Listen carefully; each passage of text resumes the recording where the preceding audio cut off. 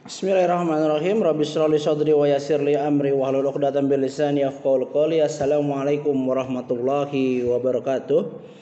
Baik anak-anak sekalian, pada hari ini pada hari Senin kita akan melanjutkan materi kita yang kemarin atau materi kita yang lalu. Jika di pertemuan sebelumnya anak-anakku sekalian telah mencatat yakni tentang hal mim sukun ya, atau telah menulis mencatat dan materi tentang hal mim sukun, maka pada hari ini Bapak akan menjelaskan salah satu dari 3 hukum yang ada di hal mim sukun atau yang ada di bab mim sukun. Untuk materi yang Bapak bahas pada kali ini sesuai dengan apa yang ada di buku Tartili. Di buku Tartili jilid 5 halaman 4, yakni tentang idgham mimi. Ya, tentang idgham mimi. Baik, sebelum itu silakan diambil buku Tartilinya lalu dibuka halaman 4 ya, buku Tartili jilid 5 halaman 4 tentang idgham mimi. Dilihat halaman 4 sambil didengarkan penjelasan yang Bapak berikan. Baik. Bismillahirrahmanirrahim. Idgham mimi, apa sih itu idgham mimi? Idgham mimi itu adalah ketika mim sukun ya, ketika mim sukun itu mim yang ada harokat sukunnya bulat. Biasanya harokat sukun itu kalau nggak bulat ya berbentuk C ya, seperti yang ada di buku Tartili jilid 4 tentang harokat sukun yaitu, jadi idgham mim itu ketika mim sukun bertemu dengan huruf mim ya, mim sukun bertemu dengan huruf mim ya, itu adalah idgham mimi ya. Idgham mimi itu apabila ada mim sukun bertemu dengan huruf mim. Cara membacanya bagaimana? Seperti yang sudah kita ketahui di hal nun sukun dan tanwin, idgham itu didengungkan ya. Jadi cara membaca idgham itu didengungkan dan ditahan dua harokat. Nah, itu untuk hal yang idgham. Lalu kalau idgham mimi itu jika ada mim sukun bertemu dengan mim dibaca dengan tambahan dengung 2 harokat ya, ditambahkan dengung 2 harokat. Jadi menjadi berapa harokat? Menjadi 3 harokat ya, menjadi 3 harokat. Contoh misalkan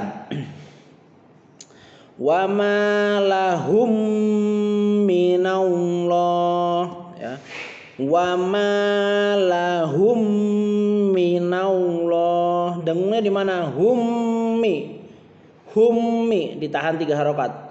Wa ma lahum minallah, hummi harokat jari keempat itu masuk ke huruf mim yang berharokat atau mim yang hidup.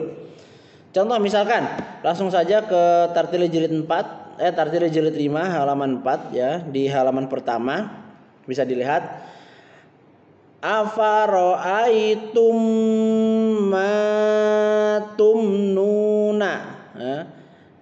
Di sini ada mim sukunnya bertemu dengan mim. Nah, baik, bisa lihat di sini mim sukun bertemu dengan mim ya. Mim sukun bertemu, sebentar.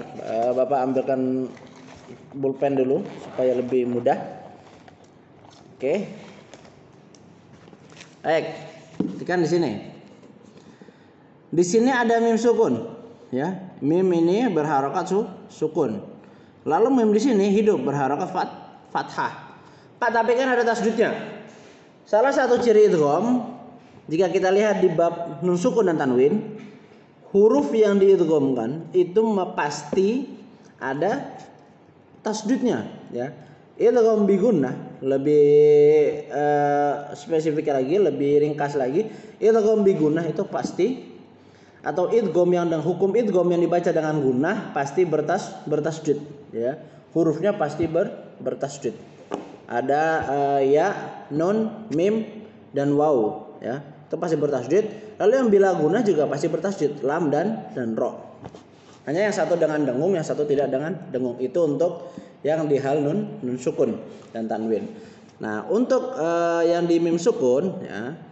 Jadi mimnya itu bersukun. Kalau idgham yang sebelumnya nunnya yang sukun, kalau ini huruf mim sukun bertemu dengan huruf mim. Nah, mim yang kedua ini pasti bertasdid. Jika kita lihat di sini semuanya bertasdid, rata-rata mempunyai tasdid supaya lebih mudah. Afaro'aitum ma. Nah, tumma. Jadi sini ada 5 harokat. Mim sukun ke mimnya 3 harokat. Afaro'aitum ma. Nah, kelingking ini masuk ke huruf mim yang ini. Misalkan contoh, perhatikan yang baris pertama ya. Afaro'aitum ma. Nah, ma-nya itu di jari keempat atau ketukan atau menggunakan ketukan. Afaro'aitum ma, ketukan keempat masuk ke huruf mim yang berharokat. Contoh di sini baris kedua ya. Ini ada mim sukun bertemu dengan mim ya. Perhatikan yang ini. Bapak berikan garis dulu.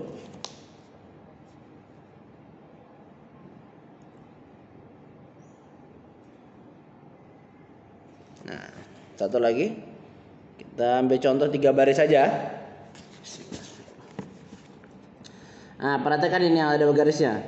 Mim sukun bertemu dengan mim. Di sini juga mim sukun bertemu dengan mim. Innaha alaihim mu'sodah. Alaihim mu'sodah. Nah, jadi dibacanya tidak langsung. Apa harus ditahan? Rata-rata biasanya kita membacanya langsung. Innaha alaihim mu'sodah. Nah, itu salah. Karena hukum idgham miminya tidak dipakai. Tapi yang benar adalah harus ditahan 3 harokat. Innaha alaihim mu'sodah. Harus ditahan berapa? 3 harokat. Lalu yang selanjutnya yang di sini. Zalika mablughuhum minal ilm. Nah, zalika mablaghuhum minal ilmi. Mablaghuhum minal ilmi. Hummi ya. Jadi idgham mimi itu harus ditahan 3 harokat. Tidak boleh dibaca langsung. Misalkan membacanya masih di halaman 4 baris pertama. Afaro'aitum ma tumnun. Nah, itu salah. Jadi harus ditahan. Afaro'aitum ma tumnun. Lalu yang baris kedua. Innaha alaihim mu'sodah. Rata-rata kita membacanya langsung. Innaha alaihim mu'sodah. Itu salah, tidak benar. Jadi idgham miminya harus dipakai. Ingat, belajar tajwid itu fardhu ain ya.